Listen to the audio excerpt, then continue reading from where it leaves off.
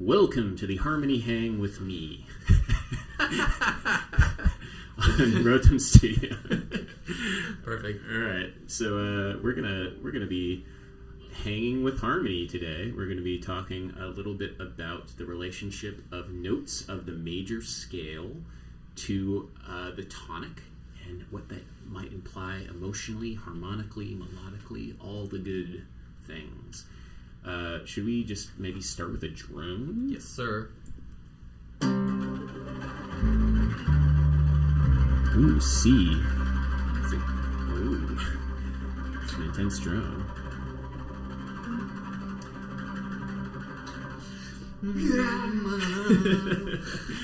So let's talk about like the different notes that you might play on top of that. I mean, there are 12 notes in our 12-tone equal tempered system. Yeah. But if we're talking about like just the major scale and like what each note might mean, like if you were to just play like the major seventh on top of that, what does that feel like, or what does that sound like?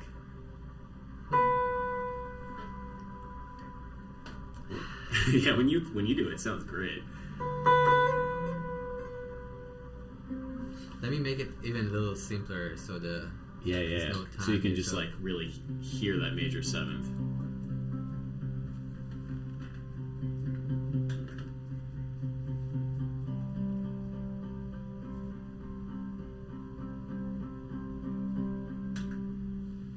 Yeah. So if you were to play that major seventh and just like sit on it.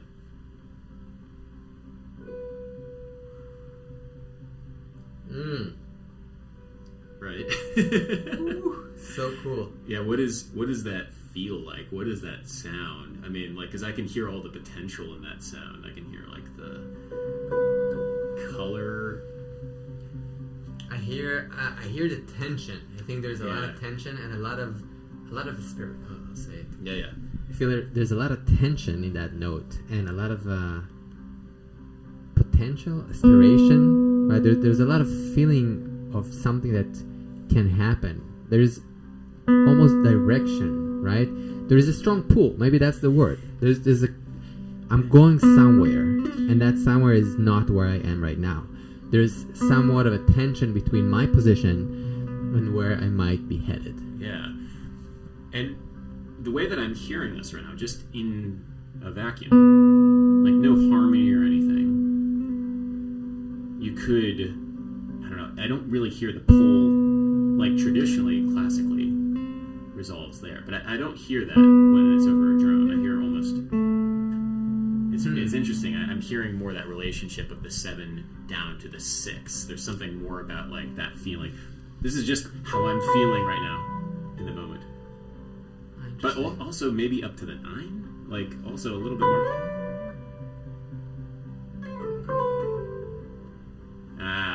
Yeah. It's interesting because like melodically, there's so much energy that happens with that major 7th. Yeah, but I'm just curious. So for me, the 7th is one of the strongest places of tension. In the of key. Course. Let's go one by one. Yeah, what sure. do you feel? So when you have this note, we're home, baby. Yeah. We don't need to go anywhere really when we're on the 1. Like the 1, it's. How's that feel? Like what is? Because home can be also boring. You know, you're like, you know what I mean? It's like you want to go somewhere because like, oh man, I was home all day. Maybe I want to go somewhere. Like, yeah. In this context, I don't feel much with it. You're right. I feel a little bored. I feel like we need to do something now. Like nothing is happening. It's like kind of like in Dutch they have this saying, komkommertit. It's like cucumber time. Like summer is komkommertit. It's like nothing is happening. It's just like the news is like you have like a dolphin was rescued. Like like stuff like that. It's like nothing's happening really. It's cool, but it's also like maybe too chill. It does feel like it's a hot summer day when you're playing that. Well, it's also, I know, just like we're just on the porch. It's not anything. It's like, it's interesting because I know when you talk about when people like do mantras or like sing Om or like all that, they try and find like the like oneness, the resonance with the tonic, and trying to feel that point of rest. But I think that the point of rest only has meaning if you go and you're walking out somewhere, and then it's nice to come home. You know, Yeah. like, The home is great, but I guess being home is awesome. But after you went somewhere, right? yeah. Let's go somewhere. What about The 9. 9? Okay, so obviously when it's I'm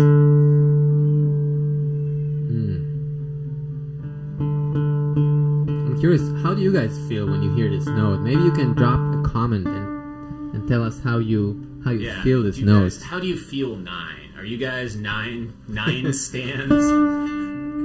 Because to me, there is a degree of rest. There is a degree of restness, but that's only because I have the familiarity with like jazz language, like where you're like where you could like end a phrase on the 9, but it's like there's tension, but it's not. It's like I don't necessarily want to go there. It feels like there's not much of a journey. That's like you walked maybe like a block down and then turned around without actually going anywhere. Yeah, but there is beauty in that. There is still like, especially as a resting place, it's kind of like you're like, well, I'm already in the neighborhood. I'm just gonna chill and have some coffee downstairs. Yeah. You know what I mean? It's not like I went back home. I'm in bed. It's not like. It's like. It's really hard to tell a story between those two, right? Like, could you improvise between a root and the second? Could you tell a story, like a meaningful story there? Let me try. Yeah. This is the story of Rotem getting out of bed, walking down a block, and then coming back home.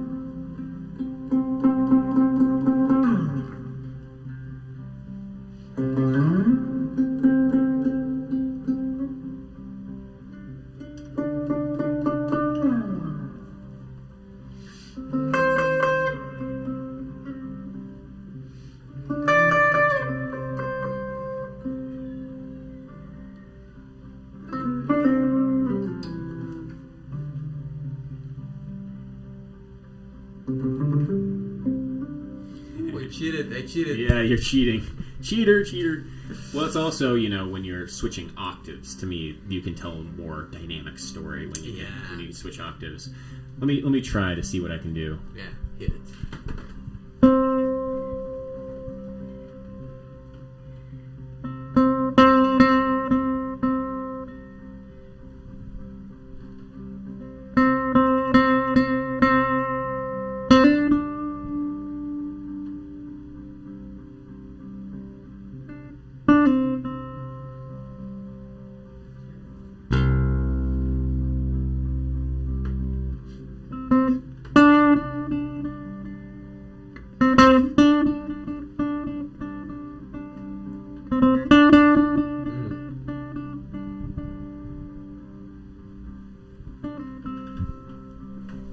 That story. Yeah, it's a hard.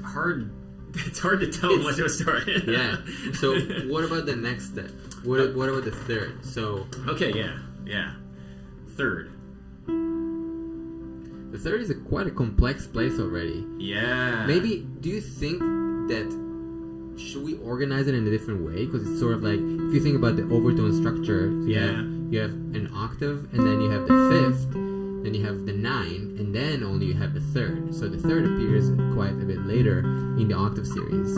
So would it make sense to, as a second place, to go to the 5? Or even 1, 5, 2, Yeah, well, the 5, like, if you think about it, the 2 is the 5 of 5. And one way I like to think about this stuff is...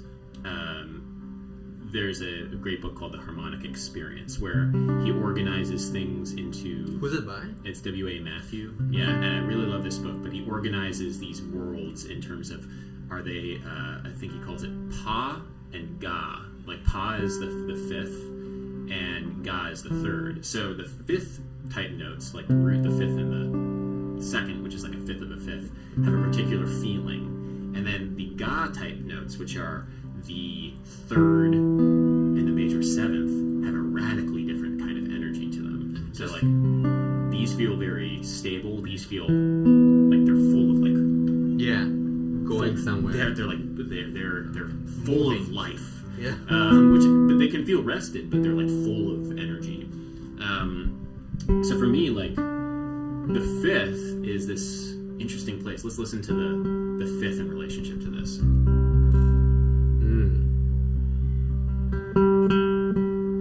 It's very stable, but it's like you're standing. It's like you're overlooking home. I don't know how to describe it. No, that's interesting. Yeah. You're standing up and you're looking down at something. But you're stable. You're on like very stable ground. But there is tension on that 5. So for me, when I hear the 5, even if it's one note, there is so, the way I kind of think about it is like it's sort of like a glue or a gravity kind of trigger that sends me back home, right? So when I hear this, you know what I mean? The 5, although it's stable, like you're saying, you're looking at home, and it's almost like, again, your mom is calling you, like Rotem. No, she would say, Rotem, come back up. Yeah. It's like you're at the top of the stairs. Yeah, you're at the top of the stairs, and your mom is calling you for dinner, and so you're walking down the stairs. I don't know. Yeah. Like trying to think of the emotional energy of the 5. Somebody asked, Jay asked, what's the name of the book again? It's The Harmonic Experience by W.A. Matthew. W.A. Matthew, The Harmonic Experience. It's a good book. So can you tell me a 5... Ooh, you're throwing that third in there. Can you tell me a 1-2-5 story? I'll try. 1-2-5 story. Here we go.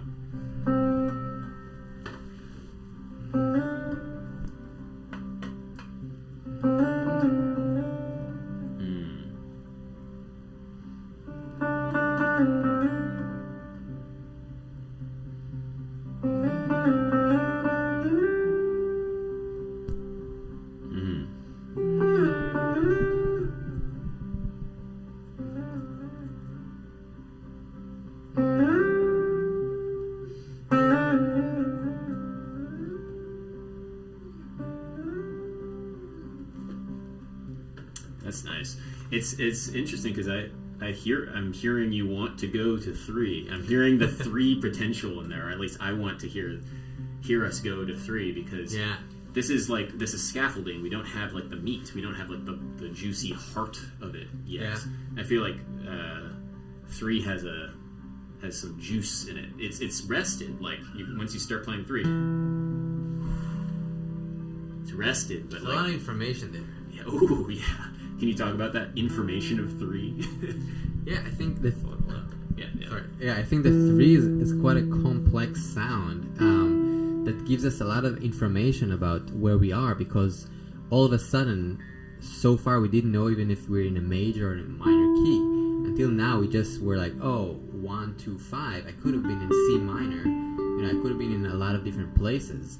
Maybe the key is even F, and I'm just on the dominant, right? There's a lot of information that is missing, but once I'm playing this major third, all of a sudden I'm expressing the idea that we are in a major tonality and not a minor tonality, right? Ooh, it's drastic. It's drastic, especially like when we've just been like listening to that for the past 5 minutes. It's just like whoa, yeah. And if you think about the beginning of Thus Spake Zarathustra, that it's like it's basically that, like this very intense moment of shifting between major and minor, and that's like where the drama happens, let's do you mind if I try and tell a story? Just 1, 2, 3. Let's hear it. Yeah, so this is going I want to tell a story. It's just 1, 2, 3, and there's so much music that can just be like 3 blind mice. Like there's so much music which is just 1, 2, 3, 3, 2, 1. There's so much you can do with it. But then the question is because it's so a lot of stuff. Yeah. So let me do my best. Here we go.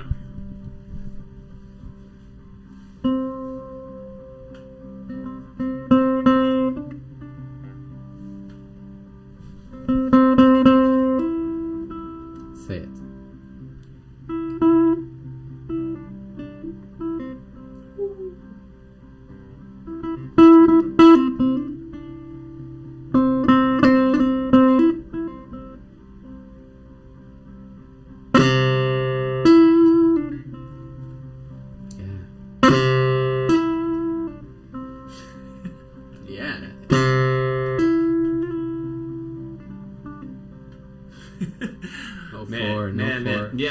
Man, I want that 4.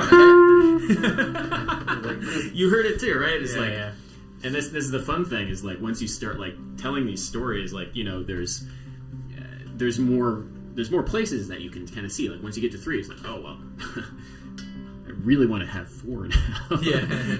So why don't we talk about 4? Because there's a lot of stuff we can talk about 4.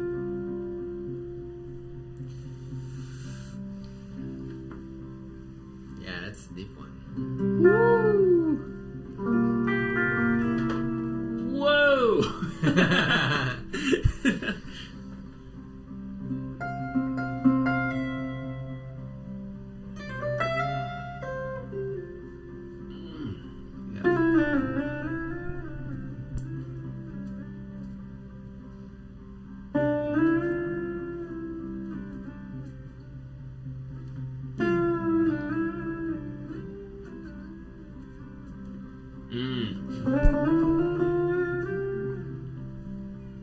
Right? Yeah.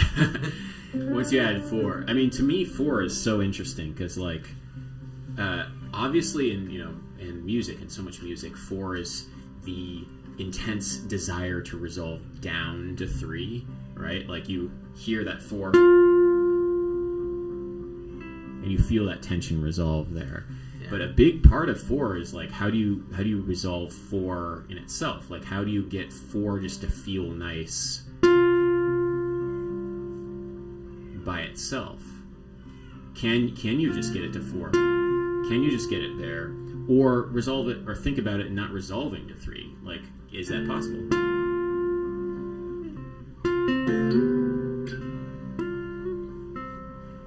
It's interesting because like you have to really believe that tension. You have to like believe that.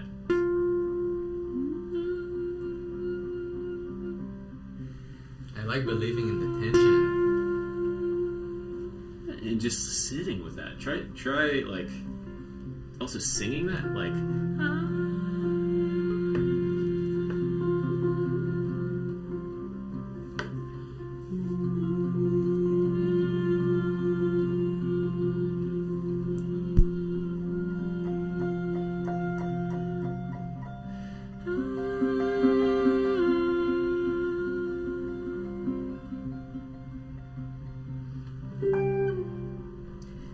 Of course, why 4 has so much tension is it's not in the overtone series, right? Like way later. It's way later, and it's not even perfect there. It's like the sharp 11, or it's like a little out of tune. It's and the 1, the 3, and the 5 are much closer there, and so you have.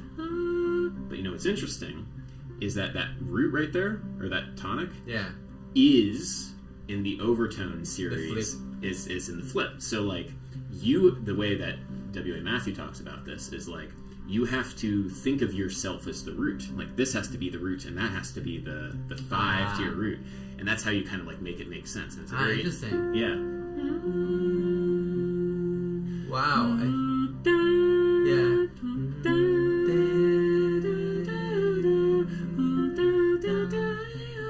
Wow. I hear it. Yeah. Interesting. So I will say that's kind of fascinating to think about it this way, because I've never felt this in this sort of way, and I just did. So it's really cool, and it's also something that is happening in Indian music and Makam, right? So if you think about Indian music, it's not harmonic based, and the same goes to a lot of Arabic music. It's Makam based, so it's kind of like a scale or a center. what they do to shift harmony is they will kind of treat things differently, and it feels like the root is the 5 or things of that nature, right? So there's no kind of like shift of harmony. You still have this root, but you can treat it differently. So I heard some makam do it a little bit more than Indian music. That's like all of a sudden you're feeling a different center almost, but you still hear that, like what you just did. Yeah, and like it's very, very cool because I don't know that much about makam, but I know that they're like it's tetrachords, so they're like groupings of 4 notes, and then you build up from the roots, and you have very, very different colors. Like I know the different like thirds are slightly like all the different shades. Oop. Oy. No. We lost camera 1. We'll go to camera 2 right now. Interesting. Well, we'll talk to camera 2. That's fine. But yeah, makams are very it's very interesting. It's a bit different approach, the tetrachord approach, having 4 notes. But hearing that 4 and trying to like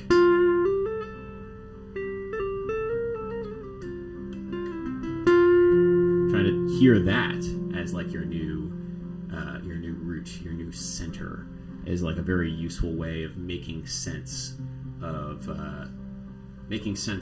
the tension in 4. Well, Rotem gets camera 1 going again. We may or may not be able to do it. I don't know. We'll find out. I think we need 1 minute. You can talk to camera 2 a little bit. Okay, I'm going to talk to camera 2. How's it going, camera 2, guys? Ah, lovely.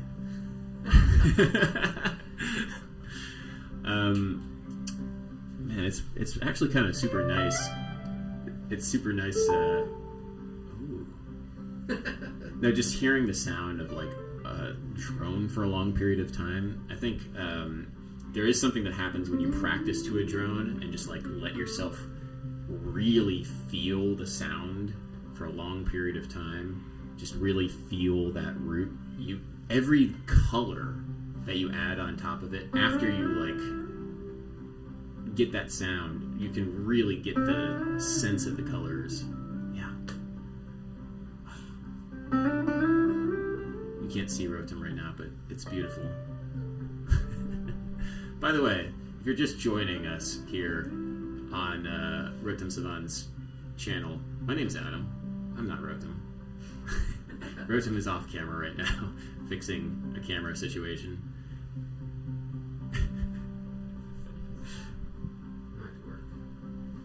It's 1:44 a.m. in France, and the vibe is perfect. Thank you, guys. Whoa! I'm sorry I just yelled, but that's the thing, actually. Oof. What? Vibe changed so much, so dramatically. Ah. Boom. I think it's working for now. It's working. Let's see. It was overheated. Yeah. So we have 1, 2, 3, 4, 5. Oh, we haven't talked about 5. Oh, no, right. we did talk about 5. We did talk about 5. What about this? Oof. You just said a lot with that. You did. You just did the and then also the. Whoa. Okay. Hold on. Slow down. Slow down. Rotem just said 2 things. He said flat 6, and he also said regular 6. Which to me, 6 is just a fancy 3, or it's just another 3. It's a reflection of 3. Like interesting. I never thought about it as a reflection. Maybe not a reflection, but it's beautiful. Yeah. There's a lot of relationship between 6 and 3 to me, and the way I think about it is, you can think of 6 as the 3 of 4. Yeah. That is one way I think about it. Which is the other stable place that is not home. Exactly. So like it's there's tension here, but it's like it's not that much tension, and it has 3 vitality. Like if you're gonna give 6 an emotion, what does 6 mean? What is the feeling of 6? Well, it depends on the context, because if I'm thinking harmonically a little bit, if you have this kind of like So that just took me to church. But right, that feeling, that is surprise, almost disappointment. Not disappointment, but it's hard to express. I'm expecting something, I'm getting something else. There is some surprise in this, right? You know, but it's also a little sad. Like I was expecting, and I was expecting also something major, and I'm getting. Well, to me, the harmony, when you have the 6 as the bass note, when you make the 6 the root, it's so different than the 6 as a melodic idea. And this is the fun, interesting thing, like, because the 6 as the melodic idea is bubbly, it's bright, it's kind of positive. It's very positive. But the 6 as a bass note is maybe a little sadder. I don't want to say it's negative, but it's like... Yeah, it's mellow. More. Maybe more pensive. Pensive, yeah. I don't know. I'm just thinking of words. It's this sound. Woo. And it's the same thing. Like if I think about the bass note of 4, we were talking 4 earlier. Mm-hmm. That to me has such a different characteristic, feeling, meaning than. Yeah. You know what I mean? Yeah. Same note, but its role to play as the definer of the harmony versus the melodic note is 2 different worlds. You know what I mean? Yeah, that's very interesting. Yeah.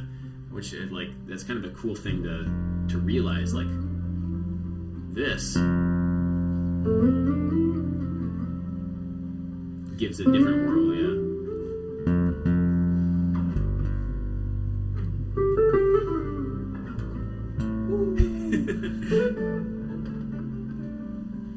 Yeah. So 6 has a lot. What about? No, we kind of started with 7, but what about 7? Let's hear 7. 7, man. 7. Man. I think 7's the most. That's the most out of any note. It's the best note. It's a really good note. I'm not gonna lie. So, can you tell me a story with the major scale? It's a lot of stories that can be told. I want to hear a story. Okay, let's be specific. I want to hear a story, but about a man waking up in the morning and realizing it's a new day, a new beautiful day.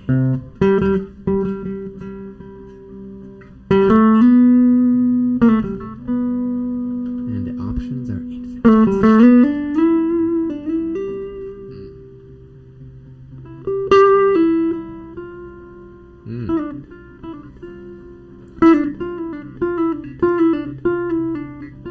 And this man can do anything he wants. It's a beautiful day. It's a beautiful day, and I can do anything I want.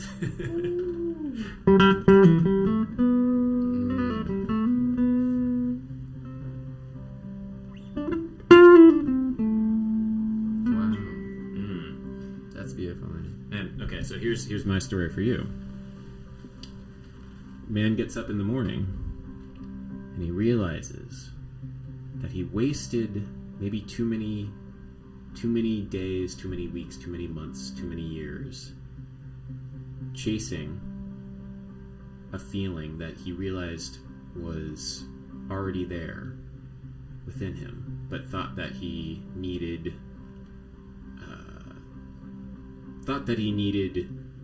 let's just say drugs, alcohol, thought that he needed like the intensity of life provided by vices, but realized that he could have just found that peace within himself. Mm-hmm. He wakes up and he thinks back on this life where he had all chasing these vices, and he realizes like, no, I have my inner peace within me right now. This is heavy stuff. I'm just like, how do you tell that with a major scale? Let's go.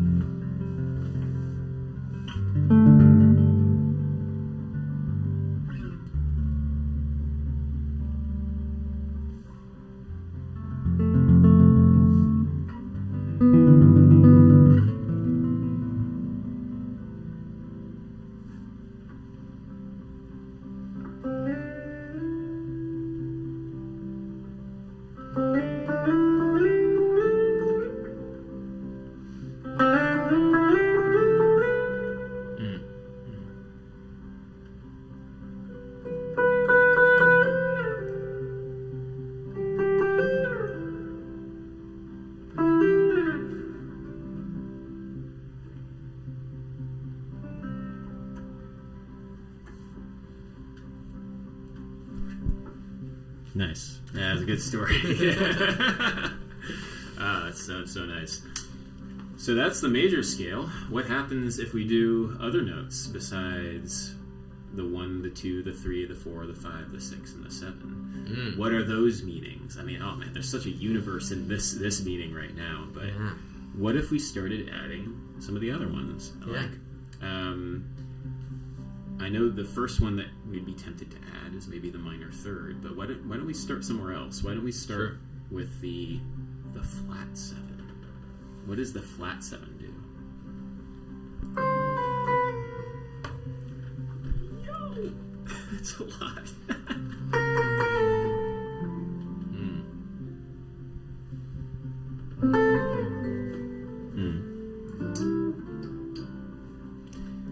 The flat 7 there's a lot.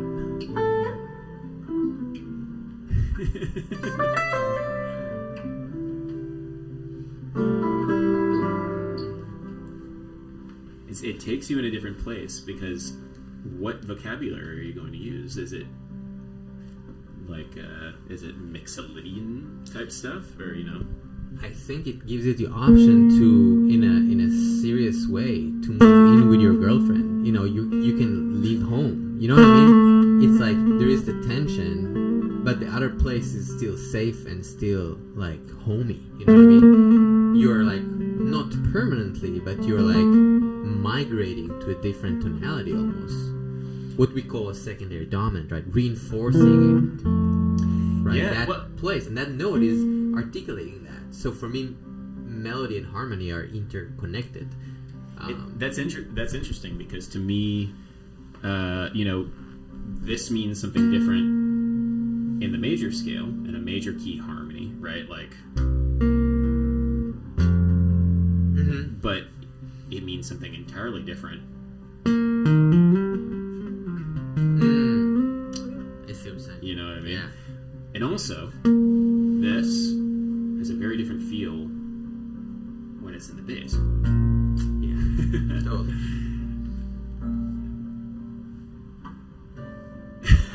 Yeah. It's interesting because like this note can have so many different meanings depending on the context. For the feeling of safety, the secondary dominant.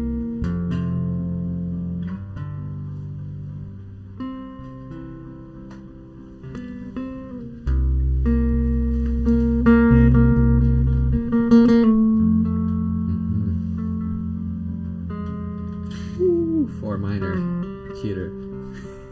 I like to cheat. I like this note. It's the most beautiful note. It's so good, but we'll get to it. Yeah. But yeah, it doesn't have the same emotional intensity as the third, right? I feel like the third has a more of a. It's just there's more there. This is like an airport. Like it's a transition note. It cannot be stable. The only place, which is very interesting to speak about, the only place that this note is stable is when you play the blues. And the blues is sort of like, it's basically kind of like people living in an airport. Right? When you play the blues, it's all dominant, it's all flat set, it's all tension, and you're like cool with it. You're like, I'm living in the bus, in the airport. I'm in motion, but I'm living there. It's the story of motion. In a way. It's a different... I like that. I'm not sure if I necessarily feel the same way, but I do like the idea of the blues being in transit. It's a liminal space. And the rules of... you're not at home, but you are at home. It's a very musician place to be. Yeah.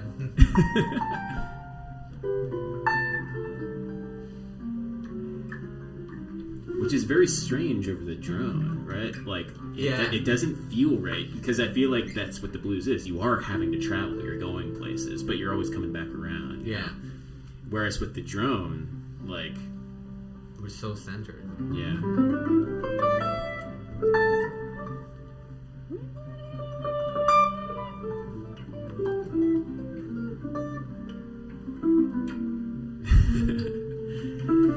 let's talk about the note. What comes after that one?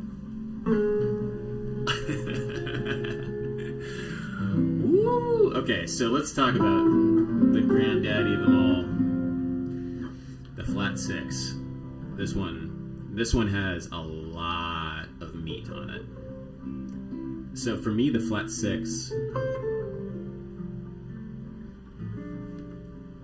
you can kind of think of it as it feels very third-like because there's a lot of meat on it. It's like a lot of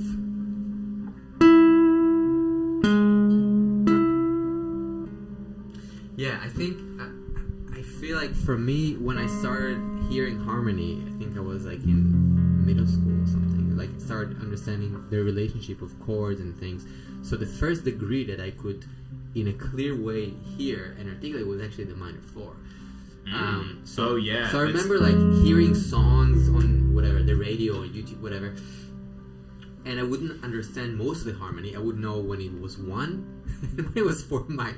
Yeah. I remember it would be like 4 minor, nothing, 4 minor, 1. But you can really hear, especially because you hear the 4. Yeah. And then I think for me it's like it's this game of duality, right? So the 4 minor is coming from actually the minor key. So there's a game of where are we in a way? Is it all cool? Is it daylight? Is it night? You know, Daylight. right? You know what I mean? Like if you think about the major, like you have the, or is it?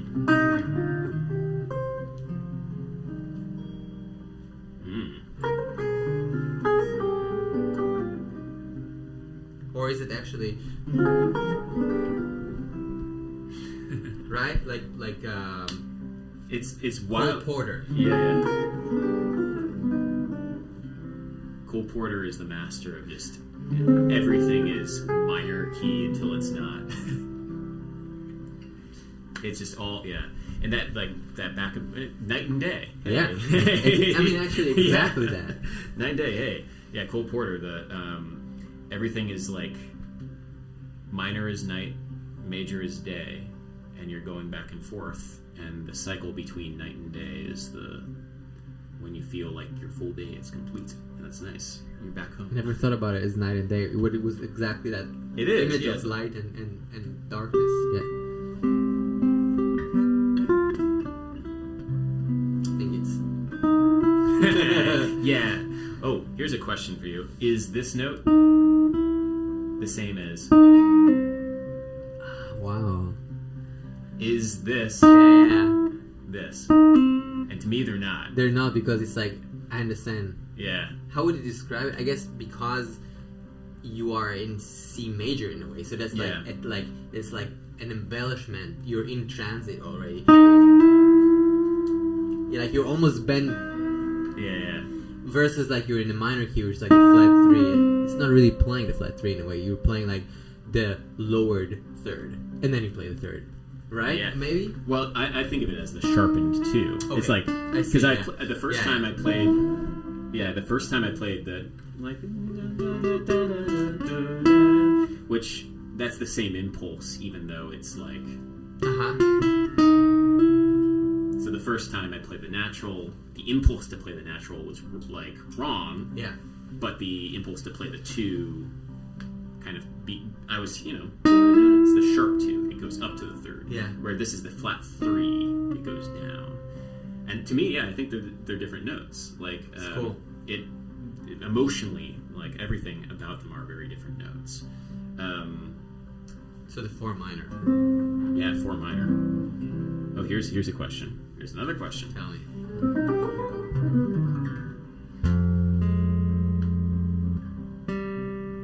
Is that the same as?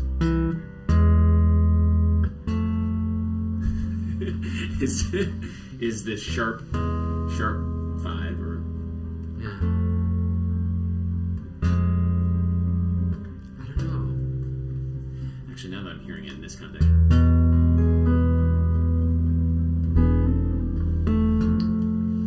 In this context, I don't know. They're does seem to be maybe it's more the same, but I'm not sure. Yeah, I am feeling like they are more the same in this context. I don't know why.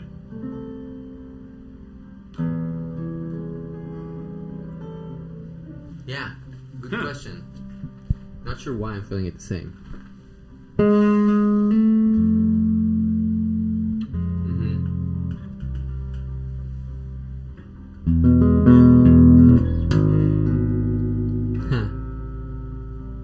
With a G sharp. Yeah, is G sharp the same as A flat? Yeah. Well, it really depends on the harmonic structure, where you are and where you're going, right? Sure. But out of context, what are you hearing more? Does that go up or down? I mean, right now I'm hearing it going. Yeah. There, but maybe because we played before. I think also, like I will say, we were playing, tuned instruments in a sense of like equal tempered instruments, and that's a strong point to talk about. Choirs that have natural tuning, or more sort of natural tuning because of the nature of the overtones, and of course string quartets or string orchestras, or basically string instruments, when they play without equal tempered instrumentation, right? So, yeah. Oh yeah, I want to show a really fun example of that. This is the note C right now, right? More or less in tune. If I play the note E as a harmonic, here, I'm going to play the E as a harmonic, and then you play the same on your guitar. So here.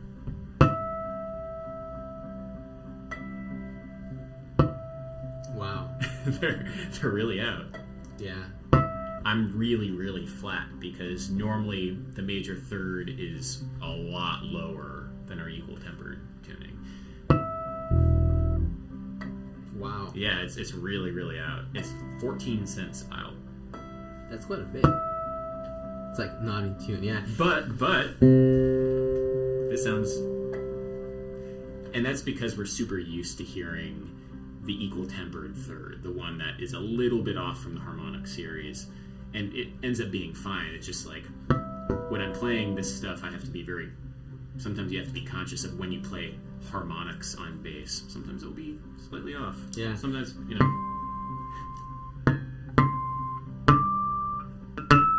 Wow. Cool. I mean, I'm bringing that up because, right, so if we were in somewhat of a choir natural tuning situation, or string instrument, so the flat is more flat and the sharp is more sharp, so we would be able to distinguish in a way. If you were playing A flat or G sharp, I would be able to almost automatically, in a perfect world, to say this is that note, versus now that we're like, it's the same note in different contexts in a way. Yeah, and it's like, it will come down to context, I think, for us. For right now, it's like, what is the context of this note? We've been talking for... Just hit me with some harmony, man. Damn.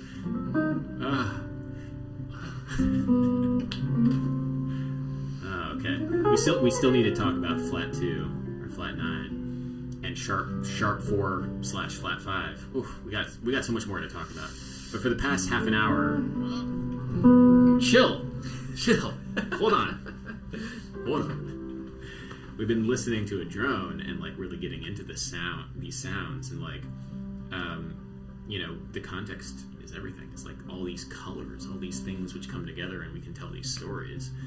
And we told all the story with just the major scale, right? And now we have these other colors. It's beautiful how many colors we have. Overwhelming how many colors we have. But you can learn a lot just by playing it next to a drone. You're just slowing it down, because I think one of the more confusing elements with music and guitar and just music and improvisation is that we want to be as clear as possible with the elements, and so with those 7 notes, 7 colors, we just talked for...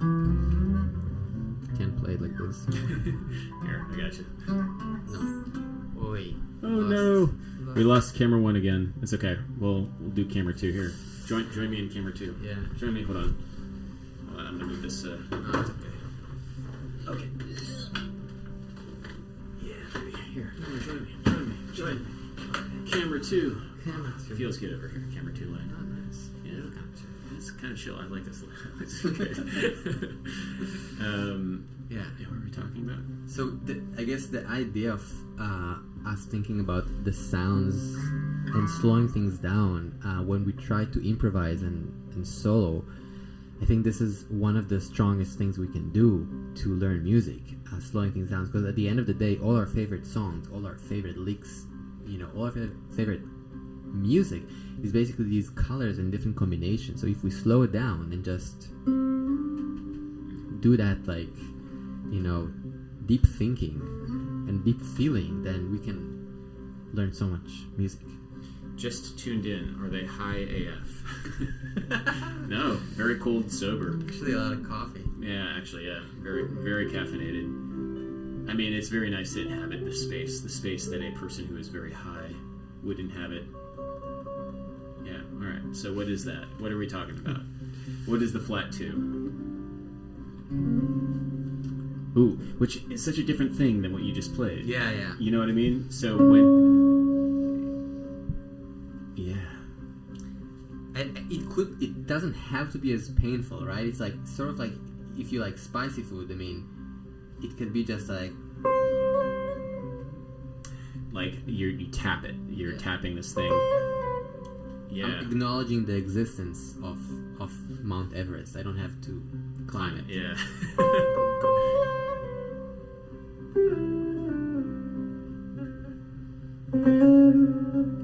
It's like you're dancing at the edge. You're not going over the edge, but you're dancing at ooh.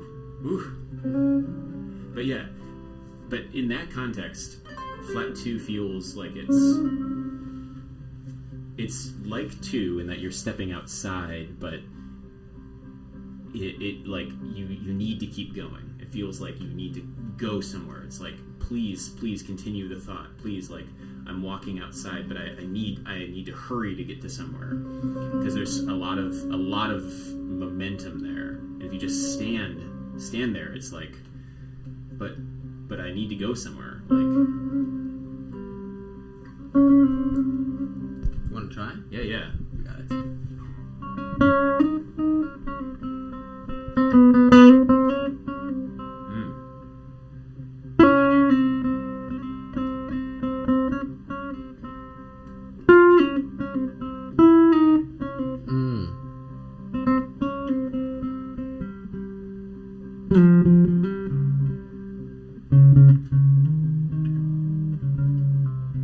Yeah. I like that you went up, right? Yeah. Instead of resounding, you're like, no. Yeah, that was cool. It's a hard one for me to feel. Like, it's an interesting thing. Maybe this is like American cultural background or whatever. It but feels very foreign. Yeah, well, for me, it's not part of the music. Like, this isn't jazz. This, like, jazz... But jazz isn't... It's... Or... I don't know. I get it. Or maybe it is jazz. I don't know. Like Maybe a little bit of... Yeah, you're right. But that's yeah, I know what you're talking about. Yeah. We just had 3 conversations right now. It's like, but it's not jazz, but it is. But it's this. Yeah. But so for me, it's like every time I do that, I have to really think and really try and like inhabit that sound because there's so much potential there. It's like, I don't know, it's intense. It's a very intense one. It is it. Yeah. However, as a bass player, I don't know, I feel like I have more ownership over it. Really? Yeah. Because you play the low game. I'm a low It's like boy. you always have like aces just coming out. You just drop aces all the time. Yeah, I can just do that. And it's like that is that.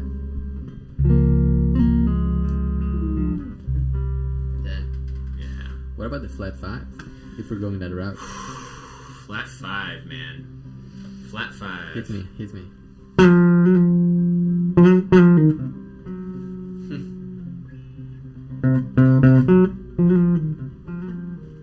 Without the minor.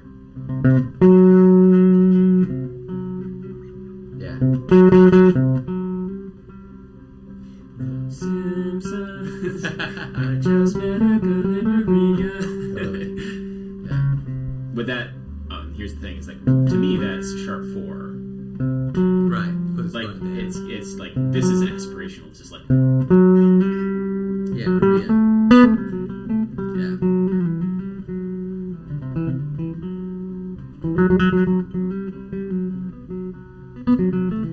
Also in music, language, we would just call it Lydian, right?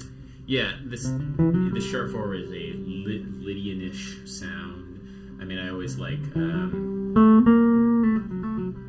having the flat 7 in there to have that Lydian dominant sort of sound. You can also think of it, I mean, if you want to be really intense, Lydian sharp 5 is a really interesting color that I'll sometimes do. But that sharp 4 to me has that kind of quality to it. And the flat 5 has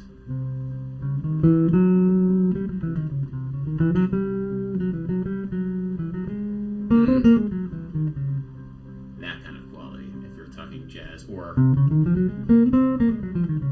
a Locrian quality, although I'm never in that headspace. Yeah. Are you ever in? Yeah. I like the colors and feeling them. It's nice to see the building blocks, the colors, and see how they can be built in buildings that we call Lydian or different scales. But I prefer the colors.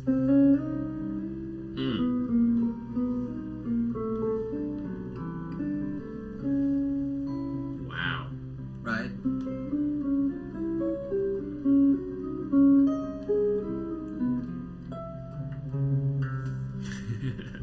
That's intense. So, like, when you're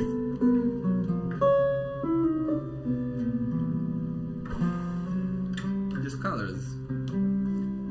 The same as. oh, it's not the same. It's different.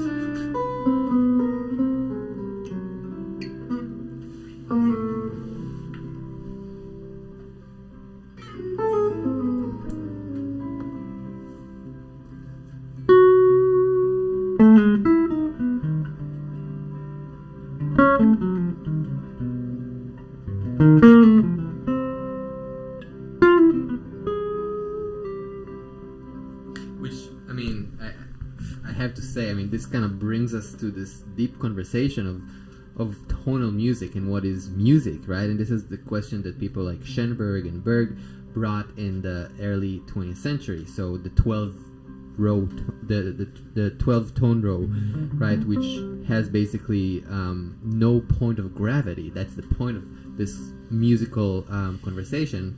Which we've been talking so much about the emotions of every one of these notes, and I think those emotions are always based around a tonal center. Yeah. And then when you abandon the tonal center, you have to create new emotions and new feelings and new colors. And I'm not necessarily opposed to that, but I find for myself a little bit more meaning in trying to explore, like really explore that meaning in relationship to a tonal center.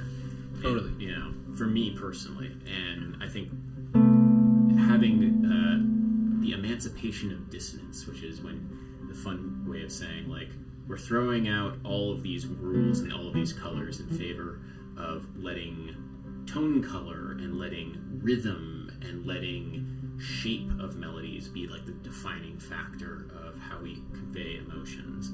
And that's great. And there's a lot of stuff that you can do with that, but there's also a lot of stuff that you can do.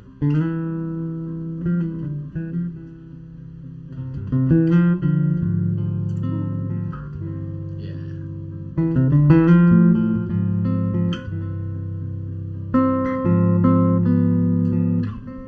Yeah. That's nice. Take it away, Rotem.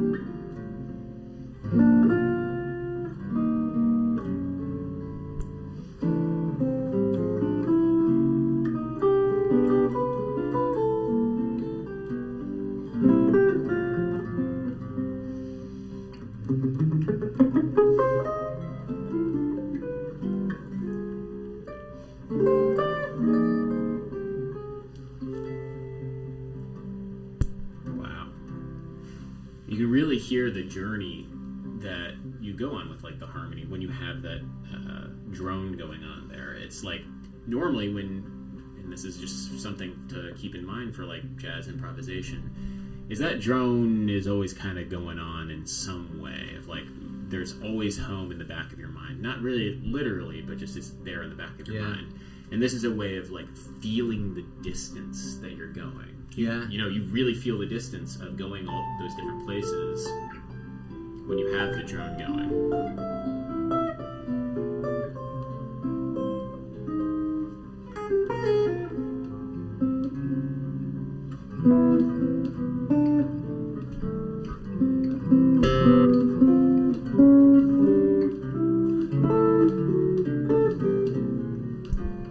Come back home, Rotem. Come back home. It's dinner time. Early. Yeah. Wow. You're finding your way back home. Yeah. Try and turn this on. We're gonna see if we can't get camera 1 back. It was overheating earlier. If you're just joining us, this is Harmony Hour. This is where we talk about harmony. If you guys have any questions, we'd love to answer them. How do you guys just come up with that on the spot? That's literally genius. Well, Rotem is the genius. I'm but a mere bass player. But a bunch of this is jazz language. Hey, we're back. We're back. Hey. A bunch of this is jazz language. Like, this is a big reason why jazz is so important to both of us. You know, jazz is important to both of us because there is this vocabulary that you can communicate and speak extemporaneously. You don't have to think too much about it because you've practiced it already. All the songs that exist there.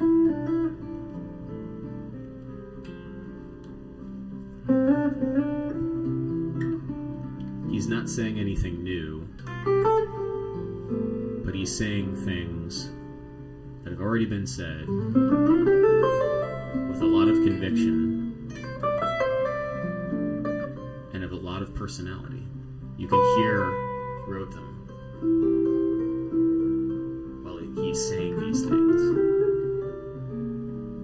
There's nothing new under the sun.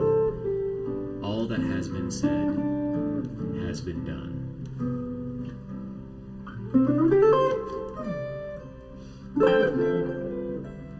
Doesn't change the fact that it's so beautiful. Can you guys explain how to solo over a Spanish rumba and the options you have with what modes to use? Kind of like Paco de Lucia type solos. This is not really the vibe that we're in right now. Such a change. Yeah. There's that trio album with John McLaughlin and Al Di Meola that's like very, very cool, where it's the three of them shredding. Like, Sunday night in San Francisco. Oh man, it's a million notes. So good. I don't really want to do that right now. Yeah, I'm not in the mood. But in terms of, this actually maybe a broader question.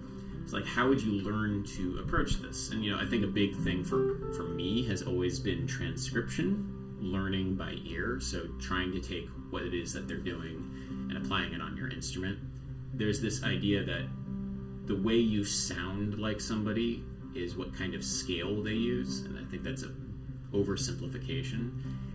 Most people are just kind of honestly using the major scale. Like for better or for worse, everything is kind of the major scale. And so it's better that you understand how the notes in the major scale work in keys, work against chords, and listen to how people are approaching their music with the basic diatonic scale, because it really comes down to a total mastery of the stuff we've been talking about. Yeah. What does the 7 feel like? What does the 6 feel like? What does the 3 feel like? Can you play the 3? Can you hear the 3? Can you hear the 4? It's the simple stuff. I mean, when you listen to jazz, and I remember checking out a lot of Red Mellow, so you'll play like stuff like, it's just him playing Bbop stuff, but like,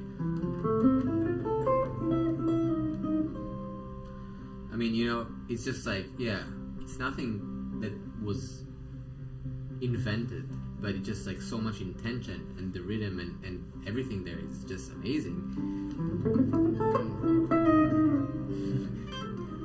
You know what I mean? On the domino. To me, that's except doing it like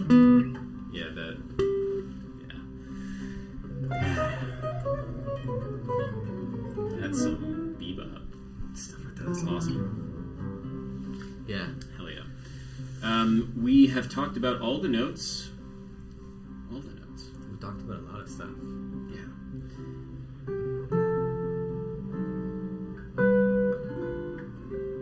Can you demonstrate the Barry-Harris diminished feel against the drone? And then actually, I'm going to ask you this. Have you checked out much of the Barry-Harris idea? Yeah, for sure. So, I mean, the idea here, when we talk about, I mean, this is going to be a little different, but just because... Oh, but they want it against the drone. Yeah. Yeah. Right? So, assuming that this is a C dominant, so we have a 2-5 leading to F, actually, right? So this is the dominant. And then the idea with the Barry-Harris system, maybe it's easier to show it on the piano so you can hear the chords, but I can do it if that's better. But in any case, maybe I'll show it on the guitar quickly and then on the piano. So the idea is that we are hitting chord tones on downbeats. So when we have a 2-5 progression, we actually drop the 2. So the G minor to C7, we don't think about the C7 anymore. We don't think about the G minor, we only think about the C7, the point of tension that leads us back home to the F. So this is our dominant now. We kind of shifted gears. This is the C7 right now. And then the idea is adding a chromatic note in different places in order to create and basically to hit as many chord tones on downbeats and as important as possible. Downbeats is the stronger place of in the measure.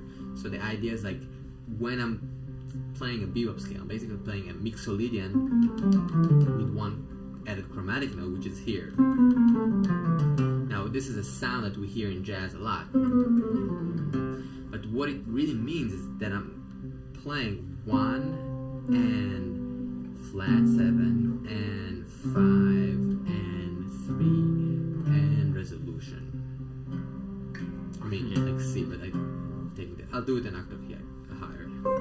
Like basically, so I have basically like 1 and flat 7 and 5 and 3 and resolution. Yeah, in that case, you're going back and the added note is the natural 7 in there. Yeah. And that's one way of thinking about it. There's a couple of different approaches in Bbop scales where you change to different chromatic notes. That's one. You could also do... and you add... Yeah. You just add... You start adding them once you go up the scale. So if I'm starting from the 2, there are 2 options. I can have 0 chromatics, which means 1 and 2 and 3 and 4 and 1. So that means I start on the 9, 1, and then I hit the flat 7 and the 5 and the 3 and then resolve. And you can basically hear the articulation of a dominant chord. So you kind of hear the sound of C7 being kind of coming out of that cloud of sound. It's not really... It's really... That is the real meaning of that. And so when I'm going up the scale, there are different options. From the 2, it's 0 or 2. And again, 0 just means no chromatic notes, and 2 means a chromatic note between the 2 and the 1, and then between the 1 and the 7. So it would sound like this. 1 and 2 and 3 and 4 and 2. Right? So I'm getting, and if you think about it as a 2-5 or just a do.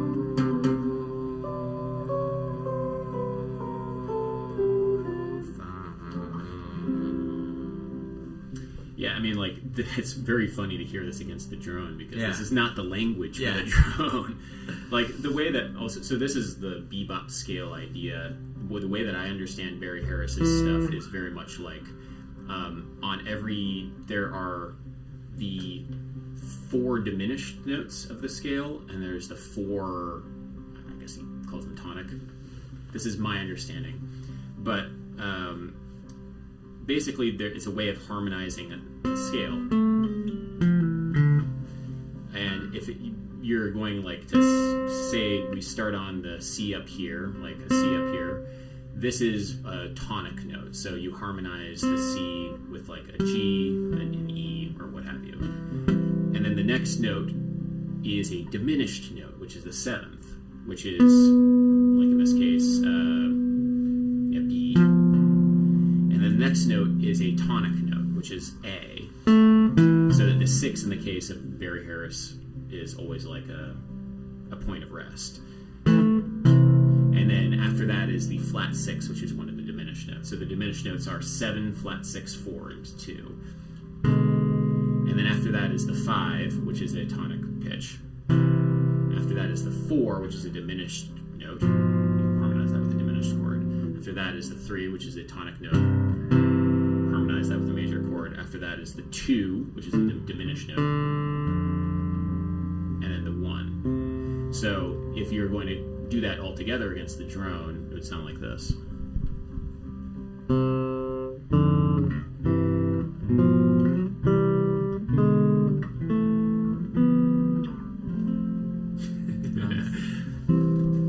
That's the proper harmony, but like... Sorry, yeah. But that's cool. I think this is more for harmonic stuff. When you talk about the bebop scale, for me, this is a little more complex to understand maybe, but the beginning stuff of the bebop conversation is in a way understanding that you want to hit as many chord tones on downbeat. Downbeats, yeah. So there's kind of two ideas, I think, in both. I mean, I didn't study with Barry Harris. I know I didn't even check out Barry Harris until a lot later. But at Berkeley, when I was there was a version of this. We call it mechanical voicings. But then the Bbop was something that was slightly Bbop scale. Yeah, Bbop scale was something slightly different. Yeah. So yeah, and it goes pretty deep later on. You start adding like, let me show it. Yeah. Maybe it's easier to see it. Can you? Yeah. Try. So like if you have like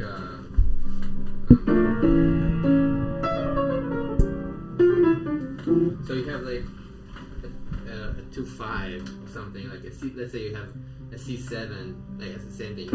G minor to C7. So on the C7, I can like literally play that like, and it sounds like jazz, right? That idea, and then once I get comfortable with chord tones on downbeat, basically, you can later on like start playing arpeggios, ascending, like for example,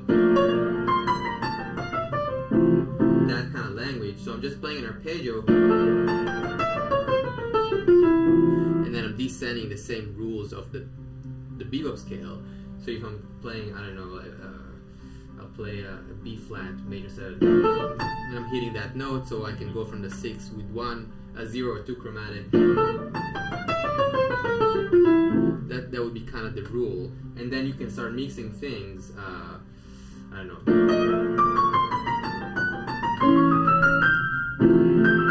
So I'm not a piano player, but so I'm just kind of like basically going back and forth between those elements of scale, arpeggios, and then some chromaticism. Sorry, sit down. You got it. I was going to say it might be better to switch to the other camera angle. I was just trying to get out of the way for the piano. Brave soul. Thank you, man. Yeah. No, that's great. Sorry, I'm going to give you that. I just want to get my phone over here. Thanks again for coming out to hang with us and talking music. We got 33 people here. 32. Yes. Nice.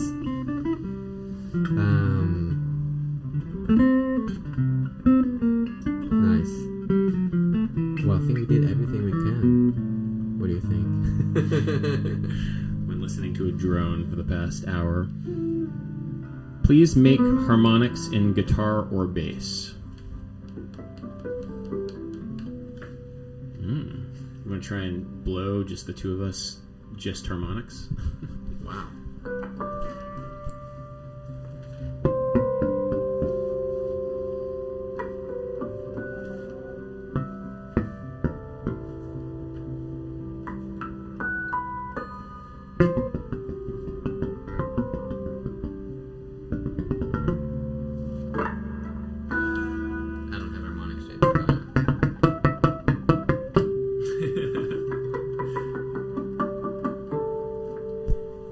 Harmonics sound better on bass, although the way that you play harmonics on guitar actually sounds great. I don't know. I've always thought they sound way better on bass than guitar, but Rotem's harmonics sound great.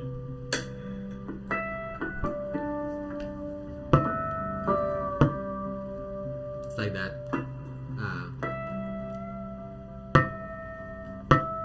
Ooh. You know that shit?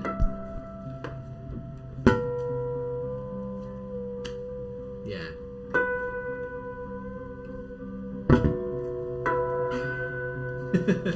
New sound game. Yeah, Sound. fun.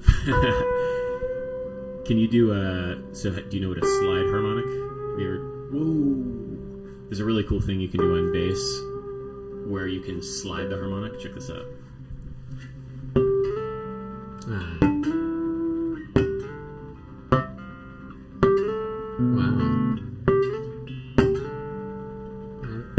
Would it work on guitar? Maybe. You have to play it, and then it's like you grab it, and then you can like get it to move higher. A little bit. You fret it. So you grab it, you play it, and then you fret it, and then you move it up.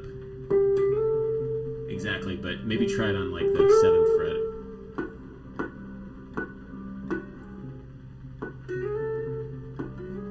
But then you fret it. Yeah. Kinda, yeah.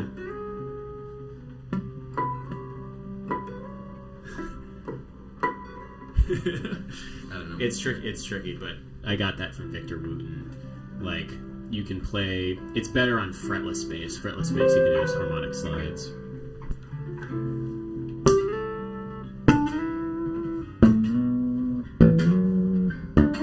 Wow. It's like the Indian, Oh, yeah, I guess. Yeah, that stuff is... The Indian... they call it meend, I think. It's a lot harder than you might think. You have to really spend time to get that in control. Yeah, like, it's super hard. It's like getting that... It's also physically demanding. It's like, starts like, oh, wow, it's like, yeah. Like burning, yeah. Yeah. So like when you see somebody who really has that language in them, it's just like, whoa. Cool. It's very, very cool. It's very fun. How much of the feel... Oh, I like this. How much of the feel or emotion do you attribute to the motion of the music? The motion, like the movement of the music. I don't quite understand that question. How much of the feel or emotion do you attribute to the motion of the music? The motion of motion in that sense? Like chord progressions, I guess, maybe? Also... Maybe a tune. Yeah, right, it's motion.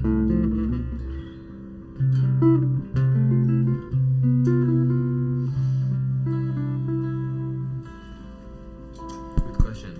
Yeah, the chord progressions, the feel or the emotion, like, there's so much that harmony can communicate, I think. Especially, like, if you just are in one place for a long time, and the amount of emotion that going to a different place can bring. So check this out.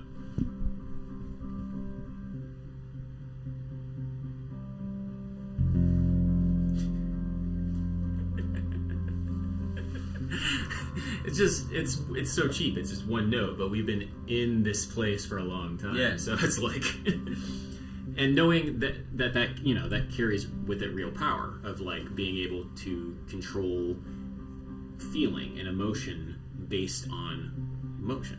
100%. Yeah. Oh yeah. Anyway. Yeah. Wow. Maybe we should let them go. Let's just play one last thing and then let them be. We'll play one last thing. This is what is the story we're going to tell? Okay. Tell me a story about a hawk that went went to Mars to visit his family of elephants and came back with the revelation he likes Cheetos. Okay.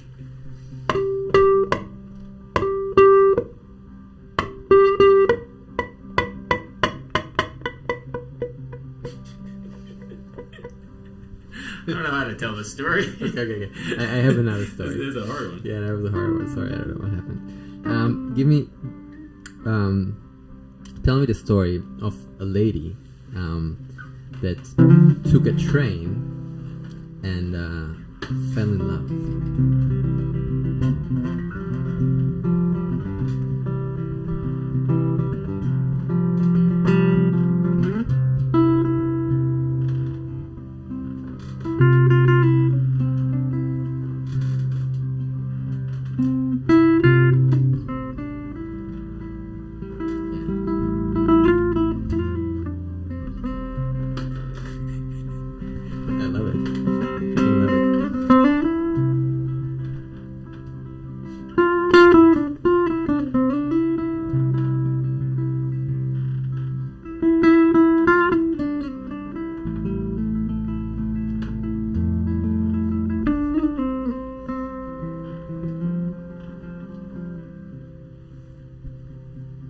Wow.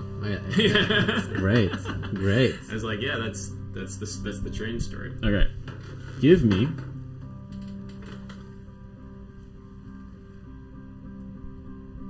an old man who lives in a cottage or like a small house in the woods.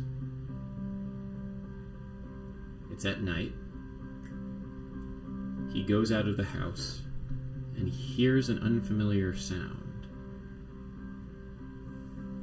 And he's a little bit scared, but he also trusts the fact that he has lived in this forest for many years. And he has found peace there. And he knows that this is the sound of the forest. So he feels safe, but a little scared.